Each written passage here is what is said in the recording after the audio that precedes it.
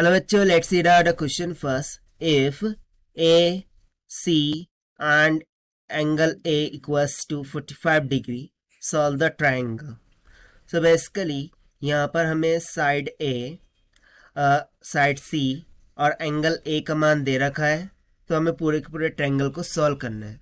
तो देखिए ट्रायंगल बोले तो क्या होता है, इसको पहले मैं अंडरस्टैंड करा देता हूँ।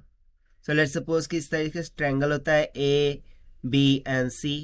ए के फ्रंट में जो साइड होती है उसको ए बोलते हैं, बी के फ्रंट में स्मॉल बी साइड, और सी के फ्रंट में जो साइड होती है उसको स्मॉल सी बोलते हैं, राइट। ना अकॉर्डिंग टू क्वेश्चन साइड सी हमें दे रखा है अंडर ट्री प्लस का 1, एंगल ए हमें दे रखा है 45 डिग्री के इक्वल, राइट। और जो साइड ए है उसका मान हमें दे रखा है 2। सो हमें साइड बी और ये दोनों एंगल क्या करने हैं, फाइंड आउट करने हैं। तो चलिए स्टार्ट करते हैं हम सोल्यूशन से। But before of it, let's talk about the key concept which we are going to use here for this question. So यहाँ पर हम simply जो sign rule है उसका use करेंगे. So if you remember, so we know that sin A by A equals to sin B by B equals to क्या होता है, sin C by C. तो बस इसी फॉर्मूले का यूज़ करते हुए हमें देखना है सोल्यूशन को।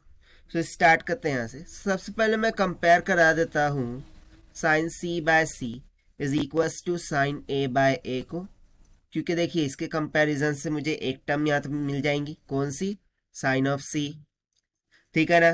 तो this will be equals to क्या हो जाएगा, C by A into sine of A, so that will be equals to C कितना है दे रखा है under three plus 1 divided by 2 into sine of A कितना है 45 degree, sine 45 1 by under root 2 होता है, सो हो जाएगा अंडर रूट ऑफ 3, ठीक है, प्लस में 1 डिवाइडेड बाय 2 और इनटू में 1 बाय अंडर रूट ऑफ 2 हो जाएगा। सो यहाँ से देखिए मुझे साइन सी का मान इतना निकल के आ गया। So C will be equals to क्या होगा, सो साइन इनवर्स लेना होगा, sine inverse of under root of 3 plus में 1 divided by 2 under root of 2, right. So जब आप इसको सॉल्व करेंगे सो ये नियर अबाउट 105 डिग्री और या फिर 75 डिग्री के नियर अबाउट निकल के आ जाएगा। सो ये आ गई हमारे पास फर्स्ट क्वांटिटी, ठीक। उसी तरीके से मैं अदर क्वांटिटीज को भी फाइंड आउट कर लेता हूँ। अब हम फाइंड करेंगे एंगल बी को, क्यों, क्योंकि देखिए ट्रायंगल में 2 एंगल्स फाइंड आउट हो चुके हैं, थर्ड एंगल बाकी है। सो एंगल सम प्रॉपर्टी का यूज करते हुए I can write angle A plus angle B plus angle C is equals to 180 degree. मुझे फाइंड क्या करना है बी को, so B will be equals to 180 degree minus में ए प्लस में सी, राइट, यही हो जाएगा। so, यहाँ से हम सिंपली बोल देंगे कि जो एंगल बी है this will be equals to 180 minus in bracket हो जाएगा। सो देखिए एक तो ये हो सकता है कि 45 डिग्री प्लस में 105 डिग्री कर लीजिए, और या फिर सेकंड टाइम जो एंगल बी है वो या तो हो सकता है 180 माइनस में 45 प्लस में 75 डिग्री। सो इससे हमें एंगल बी क्या मिल जाएगा, एक तो मिल जाएगा नियर अबाउट 30 डिग्री के इक्वल, सो दूसरा क्या मिल जाएगा 60 डिग्री के इक्वल, ठीक। सो यहाँ से देखिए एंगल बी भी निकल के आ गया। अब बचा क्या, साइड, कौन सी वाली साइड बची है, सो लेट मी सी, ए दे रखा था, सी दे रखा था, बी बची है, राइट, बी साइड बची यहाँ पर। सो उसके लिए हम सेकंड रिलेशन लगाएंगे कि देखिए sine B by B equals to sine A by A होता है, राइट।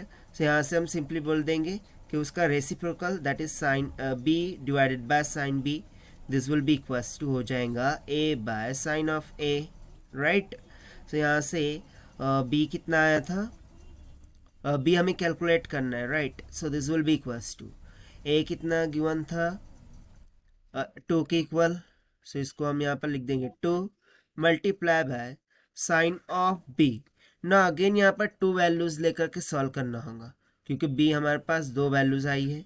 तो साइन ऑफ 30 एक बार में रखते हैं divided by sine of A, तो 45 डिग्री है, और या फिर जो साइड बी है this will be equals to हो सकती है sine of 60 degree divided by, ठीक है ना, sine of A that is 45 degree. So this will be equals to क्या हो जाएगा, तो यहाँ पर हो जाएगा 2 साइन 30 1/2 होता है डिवाइडेड बाय, साइन 45 to 1/√2 होता है. सो 2 से 2 कैंसिल, √2 ऊपर जाके मल्टीप्लाई कर गया. सो यहाँ पर बेसिकली √2 मिलेगा. राइट, बी का मान कितना मिल गया? √2. सो एक तो ये मिला, और सेकेंडली यहाँ पर देखिए 2 इंटू ना साइन 60 √3/2 होता है.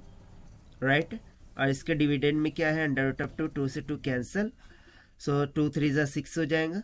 सो ये मिल जाएगा √6. सो जो बी का वैल्यूज़ है, ठीक है ना, बी का वैल्यू वो दो हो सकता है, या तो √2 या फिर √3. तो देखिए यहाँ से बी भी हमारा निकल के आ चुका है. तो देखिए जितने भी पैरामीटर्स थे जो कि रिमेनिंग थे और हमें बोल रखा था टू फाइंड आउट, वो हमने फाइंड आउट करके बता दिया है. ठीक है. So this is the required solution which we have solved by using the sine Lund concept. So this is the required solution. I hope you understood well. Best of luck. Thank you.